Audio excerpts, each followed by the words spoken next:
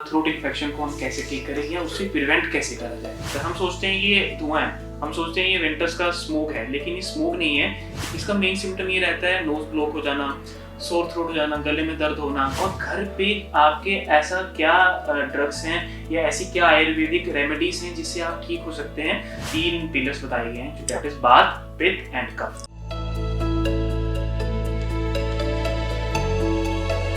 ये बढ़ता हुआ ग्लोबल चेंज, ये बढ़ता हुआ AQI इंडेक्स कहीं ना कहीं डायरेक्ट असर डाल रहा है हमारी हेल्थ पे।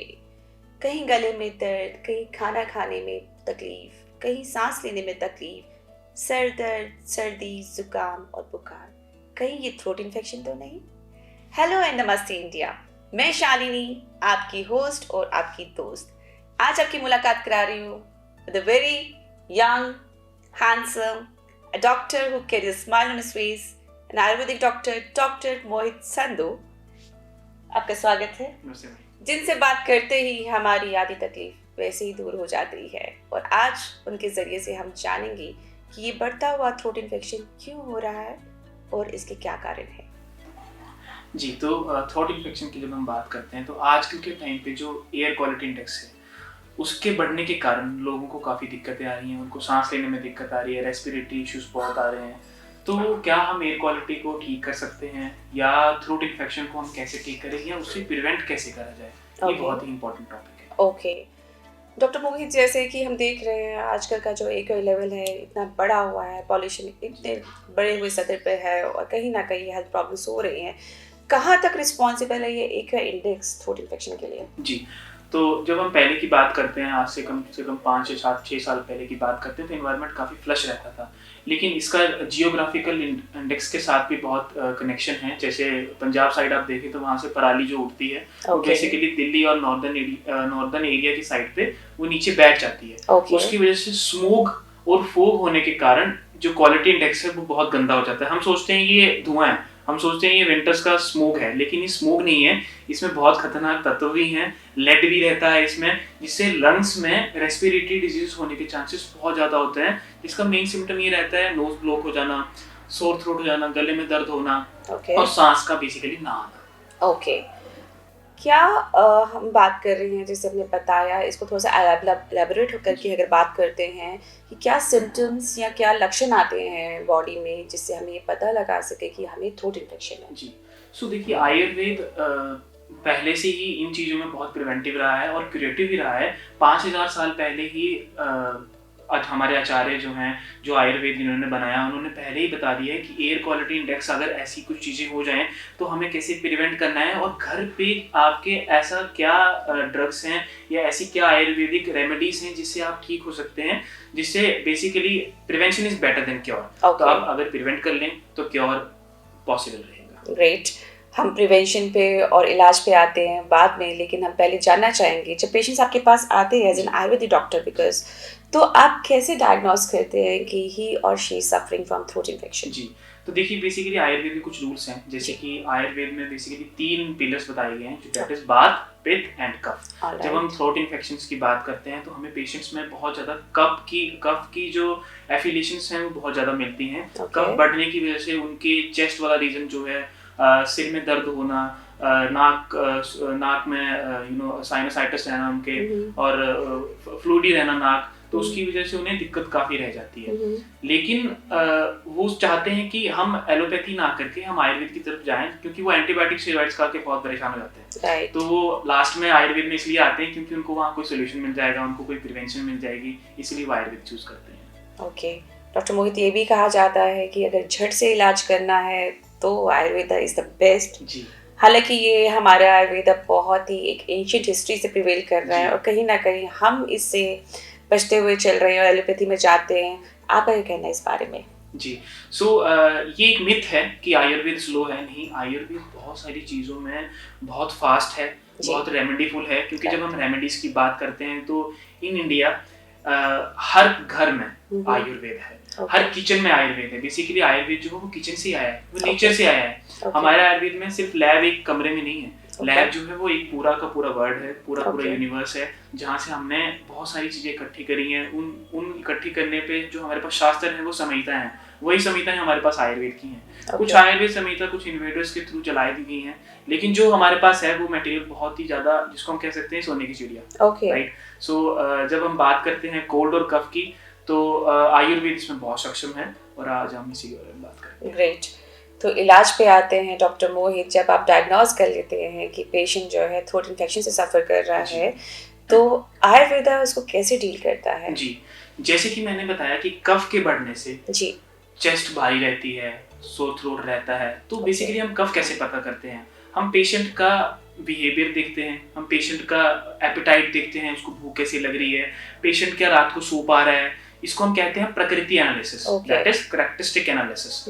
उसके अकॉर्डिंगली हम पेशेंट देखते हैं कि जो कैरेक्टर एनालिसिस का वो है, उसके अकॉर्डिंगली उसका कफ ज्यादा हो रहा है, ये कम हो रहा है, Okay. क्या उसको कोई और दिक्कत तो नहीं है, क्या उसको कोई मेडिकल हिस्ट्री तो नहीं है, क्या Okay. उसको कोई सर्जिकल हिस्ट्री तो नहीं है। Okay. अगर वो चीजें नहीं है तो हम उसको कफ के साथ कोरिलेट करके कुछ आयुर्वेदिक मेडिसिन, कुछ आयुर्वेदिक लाइफस्टाइल एंड कुछ प्रिवेंशंस के उसको गौर करते हैं। ओके। तो आप प्रिवेंशंस एंड प्रिकॉशंस की बात करें तो आप क्या बताते हैं जब इलाज स्टार्ट होता है? कुछ लोग ऐसे भी डरते हैं, बिकॉज अगर होम्योपैथी की बात करें तो जी। इलाज कराने से इसलिए डरते हैं लोग कि ये तो बता देंगे लहसुन नहीं खाना, जी। प्याज नहीं खाना, और हमें कहीं ना कहीं तो नहीं, लहसुन और जी। प्याज तो बहुत हेल्दी चीज़ें होती हैं और अवॉइड करनी पड़ेगी, इसलिए इस डॉक्टर के पास नहीं जाना। जी।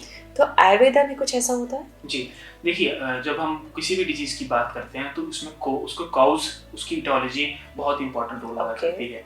तो लेकिन आयुर्वेद इन चीज़ों में बहुत डीप है कि हर डिजीज की और हर चीज़ की इटोलॉजी बहुत डीपली बताई है। जब हम इटोलॉजी और कॉज की बात करते हैं तो उसमें आहार और विहार, आहार का मतलब होता है the food you are taking, alright. When you are sleeping, है ना, आप कब सो रहे हैं, कब जाग रहे हैं, क्या खा रहे हैं, क्या पी रहे हैं, किस टाइम पे क्या खा रहे हैं, that is very important. Okay. Behaviour means the way the lifestyle you are living, okay. कहाँ जा रहे हैं, कब जा रहे हैं, कौन सी जॉब कर रहे हैं, क्या आपकी जॉब बैठने वाली है, क्या आप कंपनीज में जॉब कर रहे हैं, क्या आपकी जॉब बहुत स्ट्रेसफुल है, क्योंकि नाउ डेज हम बिहार देखते हैं या बेसिकली लिविंग ऑफ लाइफस्टाइल देखते हैं तो बहुत स्टेगनेंट है, Okay. जिसकी वजह से कफ जैसी चीजें बढ़ना कॉमन है। ओके।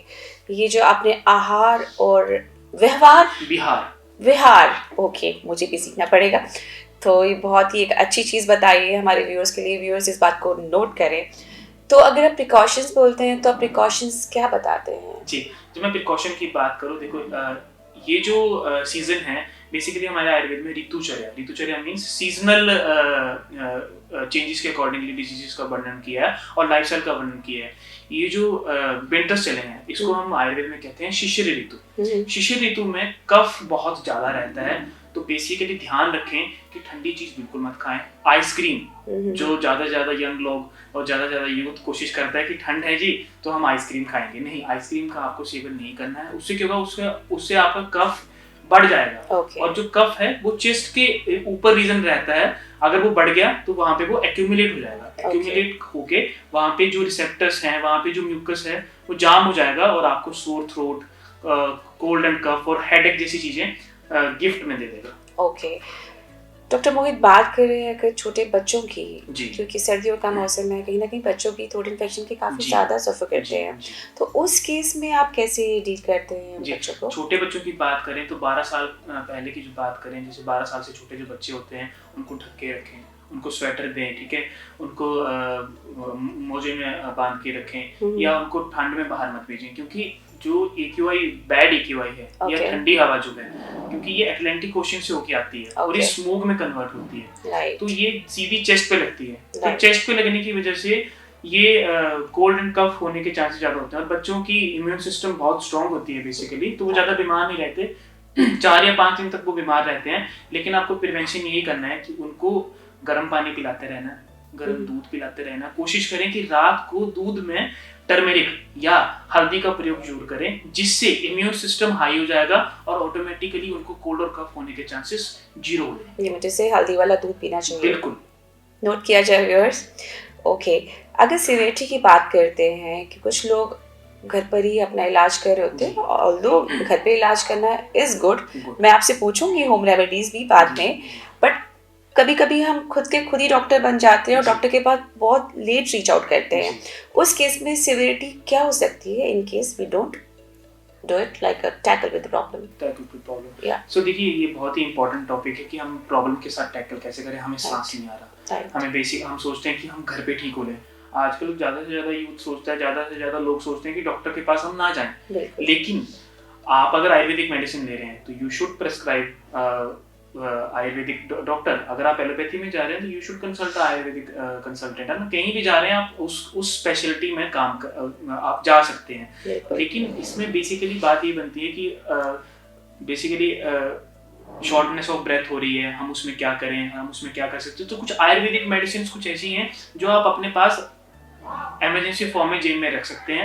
उसको खाने के बाद आप बहुत रिलीफ महसूस करेंगे एंड विद इन 12 आवर्स और 24 आवर्स आपको आयुर्वेदिक डॉक्टर्स के पास जाना ही जाना है। ओके, तो डॉक्टर मोहित, इस डिजिटल इन्फॉर्मेशन के साथ हम आगे ये भी जानना चाहेंगे कि क्या आप होम रेमेडीज या क्या टिप्स देना चाहते हैं हमारे व्यूअर्स को so that they can stay healthy. जी, जैसे कि मैंने आपको बताया, ये शिशिर है जो विंटर्स है, जो कि जनवरी से मार्च तक चलती है। और इस वाले रीजन में जैसे कि मैंने आपको बताया, वार्मथ, आपको गर्म चीज़ों का सेवन करना है, आपको ठंडी चीज़ों का सेवन बिल्कुल नहीं करना है। हमें आदत होती है कि हम फ्रिज से ठंडे पानी की बोतल ले रहे हैं, ये कोल्ड पीने की कोशिश कर रहे हैं, उसको आपने बिल्कुल प्रिवेंट करना है। मैं समझ सकता हूँ कि ल्यूकवार्म वाटर से प्यास नहीं बुझती है, लेकिन सिर्फ आपने प्यास नहीं बुझानी है, आपने आपका इंटेस्टाइन भी ठीक रखना है। अगर आप गर्म पानी का सेवन सुबह उठ के रोजाना करेंगे, सुबह मान लीजिए आप 6 बजे उठते हैं, 7 बजे उठते हैं, 9 बजे उठते हैं, सुबह उठते ही आप रोजाना सेवन करेंगे तो आपके अंदर की जो म्यूकस है वो ऑटोमेटिकली एनवायरनमेंट के थ्रू बहुत ही अच्छे से रहेगी और वो आपको प्रिवेंट करेगी अदर इन्फेक्शन से। दूसरी बात ये है, आपने गर्म फ्रूट्स जैसे अखरोट हो गया, मूंगफली हो गई, इन नट्स हो गए, इनका प्रयोग आपने ज़्यादा करना है क्योंकि आपको वार्म देंगे, आपको ये गर्मी प्रदान करेंगे। ऐसे ऐसे कुछ फ्रूट्स हैं, ऐसे ऐसे कुछ मेडिसिन हैं जो आपको वार्म देते हैं, उसका प्रयोग आपने ज़्यादा करना है। ग्रेट। इसके अलावा आप कुछ हिदायतें या गाइडलाइंस देना चाहते हैं, बिकॉज हम बात कर रहे हैं AQI इंडेक्स और थ्रोट इन्फेक्शन की, तो AQI को लेके आप क्या कहना चाहेंगे? AQI यानी कि एयर क्वालिटी इंडेक्स कहा जाए तो जैसे हम कहते हैं कि पहाड़ों में AQI 49 और 50 रहता है, जो कि बहुत अच्छा है। लेकिन हम गुड़गांव और दिल्ली की बात करें तो यहाँ पे 439, 500 तक पहुँच जाता है। ये ऐसा है जैसे कि आप बहुत सारी सिगरेट्स एक ही बार में स्मोक कर ले रहे हैं। 10 सिगरेट एक मिनट में। जी, आप स्मोक कर नहीं है, लेकिन आप बहुत सारी सिगरेट स्मोक कर ले रहे हैं सिर्फ AQI की वजह से। हमने रिसेंटली एक वीडियो भी पोस्ट किया था इसके ऊपर। जी, तो आप इससे कैसे प्रिवेंट हो, क्योर क्या है इसका? देखिए, सबसे इम्पोर्टेंट रीजन हमारा होता है नोज से लेके ट्रैकिया तक, जिसको हम थ्रोट कहते हैं। ये वाला रीजन आपका प्रिवेंट रहना चाहिए, क्लीन रहना चाहिए। इसको क्लीन कैसे करना है? सबसे पहली बात आपने ये याद रखनी है कि आप अपने नाक से ही सांस लें, मुंह से सांस लाने। सुबह का टाइम और शाम का टाइम जब स्मोक होती है, आप मास्क का प्रयोग कर सकते हैं। एक्सरसाइज करते वक्त, भागते टाइम मास्क का यूज नहीं करना है, उससे लंग्स प्रोफुलेशन या लंग्स फटने के चांसेस ज्यादा हो सकते हैं। दूसरी बात ये, एक बहुत अच्छी रेमेडी है, डेट इज नस्य। नस्य का मतलब होता है कुछ आयुर्वेदिक मेडिसिन या कुछ आयुर्वेदिक ऑयल्स ऐसे होते हैं जो आप नाक में डाल सकते हैं, जिससे आपके नाक का रीजन और थ्रोट का रीजन प्रिवेंट रहता है और जो भी वायरस, जो भी बैक्टीरिया वहां पे एंटर होगा वो वहीं पे खत्म हो जाएगा, क्योंकि आपने उसको प्रिवेंट कर दिया है। You give it a preventive measure, क्योंकि अंदर की ब्यूटी बहुत इंपॉर्टेंट है बाहर की ब्यूटी से। तो जब ये चीजें आप कर लेंगे तो नस्य इज अ इम्पोर्टेंट रोल, जहाँ पे आप चीजों को हद से ज्यादा प्रिवेंट एंड क्योर कर सकते हैं। ग्रेट। तो ये नस्य जो हम करते हैं is through the nose. Through the nose. Okay, great to know that. So viewers, आपने देखा और सुना कि डॉक्टर मोहित ने क्या यूजफुल इन्फॉर्मेशन दी है अपने जरिए से। उनने बताया इंडिया सोने की चिड़िया मानी जाती है आयुर्वेदा में, क्यों ना इस चिड़िया का फायदा उठाया जाए। क्यों हम जा रहे हैं एलोपैथी की तरफ, क्यों नहीं जा रहे हैं आयुर्वेदा की तरफ, जहाँ पे जड़ से आप निजात पा सकते हैं बीमारी से। उन्होंने ये भी बताया कि आपको ध्यान देना है आपके आहार और व्यवहार पे। आहार एंड विहार पे। मैं बारी बारी व्यवहार बोल रही हूँ। मेंटल के साथ फिजिकली भी रहना इम्पोर्टेंट है। That is a different topic, बात करेंगे। Right, will talk further. Doctor Mohit ने आपको यही बताया है कि अपनी दिनचर्या को ठीक रखें, सुबह उठते ही गर्म पानी पिए, अपनी इम्यूनिटी को स्ट्रॉन्ग करें। उन्होंने AQI इंडेक्स को लेके बताया है कि आप मास्क का प्रयोग करें और कब ना करें। एक्सरसाइज करें, समय पे खाएं, संतुलित खाएं, अच्छा खाएं और सबसे ज़्यादा ज़रूरी स्ट्रेस से दूर रहे और स्ट्रेस को दूर रखे. So viewers, keep smiling, stay connected to Carmen to stay healthy. Thank you, Dr. Mohit, for giving your precious Thank you so time much. Thank you. and sharing knowledge with us. Thank you, viewers.